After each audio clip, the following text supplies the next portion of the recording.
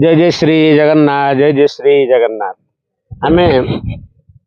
मु ज्योतिर्विद पंडित दयानिधि पंडा अंग्रेजी नववर्ष 2026 को समस्त को स्वागत जनाऊँ एवं विशेष भाव में ये वर्षटी आपणकर किपरि कटिब समस्त मन में जो आशा आकांक्षा रही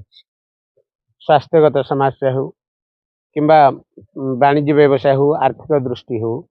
संतान क्षेत्र में हो एवं दाम्पत्य जीवन में ये सबूर घटना को जदि विशेष भाव में आम अनुध्यान करवा विगत वर्ष 2025 आपणकर जहाँ किसी क्षयक्षति होता ये वर्ष ता पुनर्बार न हो किपरि भल रही कथा आपण माने निश्चित भाव में राशि चक्र देखापी आप व्याकुलित अच्छा आम देखा ये वर्षर जहाँकि दशम राशि मकर राशि व्यक्ति विशेष 2026 किपरि कटिबा आम देखा राशि चक्र दशम राशि होते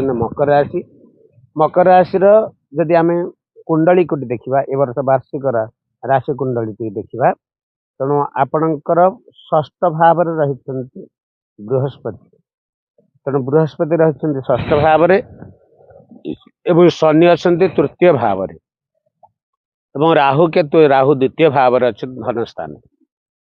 तेणु वार्षिक कुंडलीर एवं राहु केतु मध्य अच्छा अष्टम स्थान रे तेणु बृहस्पति 7.5 जो थिला ताहा सरी जाइछि तेणु राहु द्वितीय स्थान रे धन स्थान अच्छा केतु अष्टम स्थान अच्छा बृहस्पति षष्ठ स्थान अच्छा तेणु कर्म क्षेत्र रे प्रभावित हेबो एवं मिश्रित फल मिलिबो जहाँकि 2 जून पर ठारू तापरे भल आसीबे जेहेतु बर्तमान बृहस्पति षष्ठ स्थान रे अच्छा षष्ठ भाव रे अच्छा ताहा 2 जून रे सप्तम स्थान को कर्कट राशि को जीवे तेणु 2 जून रे आपन को निश्चित भाव में भल आसीबो तेणु ए राशि रे व्यक्ति विशेष जब देखा से कौन रोचे स्वभाव कौन रोचे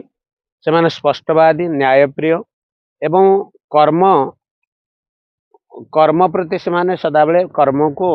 आग बढ़ुंट कर्म प्रति से अधिक दे था कौन समय दे था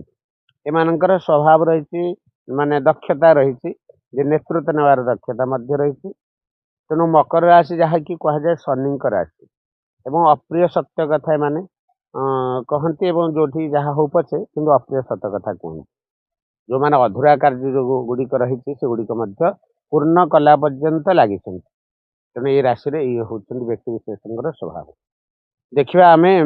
2026 मसीह एम स्वास्थ्यगत कथा समस्या शारीरिक जो रही